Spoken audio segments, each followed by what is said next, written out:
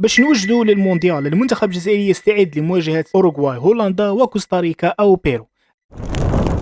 السلام عليكم. مع التحضيرات لكأس العالم لغاية الآن ما زلنا ننتظر الإعلان الرسمي من الاتحاد الجزائري لوديات الخضر في شهر مارس، وما زال ما على بالناش شكون هما منافسينا. كي جينا نحوسوا على الرسمي لقينا واحد الموقع اللي هو وين وين اللي يتكلم على بعض التفاصيل اللي تتعلق بالمنتخب الجزائري والوديات اللي راهي جاي. موقع وين وين في البيان اللي دار هذا قال لك بشكل مختصر ان الاتحاد الجزائري راه ديجا اتفق مع بعض المنتخبات، والمشكله حاليا هو مكان اجراء هذه الوديات. الوديه الاولى في شهر مارس واللي تقريبا راه ديجا على بالنا بلي كاين اتفاق رسمي حسب عده مصادر واللي هو مع منتخب اوروغواي. بصح المشكله كانت مقرره ان تقام هذه المباراه في انجلترا، بصح للاسف قال لك مازال ما داوش تصريح رسمي من عمده المدينه. لهذا وبنسبه كبيره راح يتم نقل هذه الوديه لايطاليا وممكن تلعب في سانسيرو، ماشي مؤكد بصح يبقى الاقرب. الوديه الثانيه اللي راهي فيها خلوطه كبيره، في الاول قال لك راح نلعبوا مع ايران، ثم ظهر هذا الخبر ماشي صحيح، او على ما يبدو ان المفاوضات فشلت مع منتخب ايران. من نفس المصدر عاود قال لك ان الجزائر راهي تفاوض كوستاريكا ومنتخب بيرو، والمفاوضات حاليا راهي تجرى باش يتفقوا على جميع التفاصيل، وممكن بنسبه كبيره راح تلعب في ايطاليا ايضا. مع الاستمرار على نفس المصدر قال لك الاتحاد الجزائري راح توصل لاتفاق مؤكد مع هولندا لاجراء لقاء ودي شهر جوان القادم في امستردام، وبطبيعه الحال تبقى هذه مجرد مصادر منقوله، ننتظر التاكيد عبر بيان رسمي من الاتحاد الوطني.